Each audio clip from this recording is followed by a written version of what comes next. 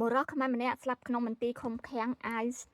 ផារ៉ាឌីឡាជាជនអន្តោប្រវេសន៍កម្ពុជាអាយុ46ឆ្នាំបានស្លាប់នៅក្នុងមន្ទីរឃុំឃាំង ICE កាលពីថ្ងៃទី9ខែមករាឆ្នាំ2026បន្ទាប់ពីត្រូវបានព្យាបាលដោយរោគសញ្ញានៃការដកគ្រឿងញៀនធ្ងន់ធ្ងរនៅមជ្ឈមណ្ឌលឃុំឃាំងសហព័ន្ធនៅទីក្រុង Philadelphia ការចាប់ខ្លួនត្រូវបានឃុំខ្លួននៅខាងក្រៅផ្ទះរបស់គាត់នឹងនៅ Upper Darby របស់គាត់នៅថ្ងៃទី6ខែមករាឆ្នាំ2026សុខភាពរបស់គាត់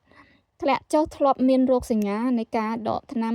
ធ្ងន់ធ្ងរពេលកំពុងជាប់ឃុំគាត់គឺថាគាត់ដកគាត់ធ្លាប់ជក់គ្រឿងញៀនអញ្ចឹងណាហើយឥឡូវហ្នឹងគាត់ស្ថិតនៅក្នុងគឺថាដកគ្រឿងញៀនចេញពីខ្លួនគាត់អញ្ចឹងណាការឆ្លើយតបផ្នែកវិទ្យាសាស្ត្រហ្នឹងគឺគាត់បានទទួល CPR និងថ្នាំ Narcan ច្រើនដងមុនពេលបញ្ជូនទៅមន្ទីរពេទ្យ Thomas Jefferson University ការស្លាប់នៅថ្ងៃទី9ខែមករាឆ្នាំ2026បន្ទាប់ពីទទួលរងរបួសខួរក្បាលអាណូសិកនិងសរីរាង្គរបស់គាត់ចុះខ្សោយសម្រាប់ក្រុមគ្រួសាររបស់គាត់នឹងបានចោទប្រកាន់ថាដូចថាឡានឹងត្រូវបានបដិសេធគេអត់ឲ្យគាត់ផឹកទឹកនិងការថែទាំសុខភាពអំឡុងពេលដកខ្លួនចេញសាច់ញាតិមិនបានដឹងពីការឃុំខ្លួនរបស់គាត់រហូតដល់ក្រោយពេលគាត់ស្លាប់ស្ថានភាពរបស់ឡានឹងបានคล้ายគឺថាគាត់คล้ายជាអ្នករស់នៅអចិន្ត្រៃយ៍ស្របច្បាប់ក្នុងឆ្នាំ1982ប៉ុន្តែបានបាត់បង់សញ្ជាតិគេដកសញ្ជាតិគាត់ដោយសារតែគាត់បានត្រូវបានផ្ដន្ទាទោស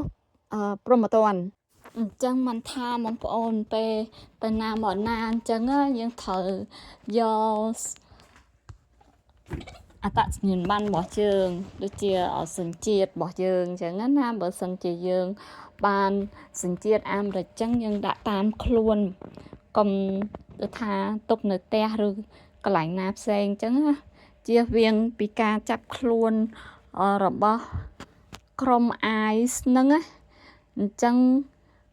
គេមិនខ្វល់ថាយើងនឹងសញ្ជាតិឬក៏មិនសញ្ជាតិទេបើសិនជាយើងធ្វើអីខុសឬក៏មានការសង្ស័យអីគេចាប់យើងណាអញ្ចឹងយើងត្រូវមានអត្តសញ្ញាណប័ណ្ណសញ្ជាតិអាមេរិកាំងនឹងជាប់ខ្លួនជានិច្ចហើយបើសិនជាឃើញពួកអាយនឹងគាត់មកចាប់យើងអញ្ចឹងយើងកុំរត់ឬក៏កិច្ចទៅណាឲ្យសោះយើងដូចថានៅឲ្យស្ងៀមយើងឲ្យគេដូចថាសួរសំណួរយើងគេសួរអីយើងឆ្លើយនឹងទៅបើសិនជាយើងតវ៉ាពីដាក់ពួកគេអញ្ចឹងគេនឹងចាប់យើងហើយវាធ្ងន់ជាង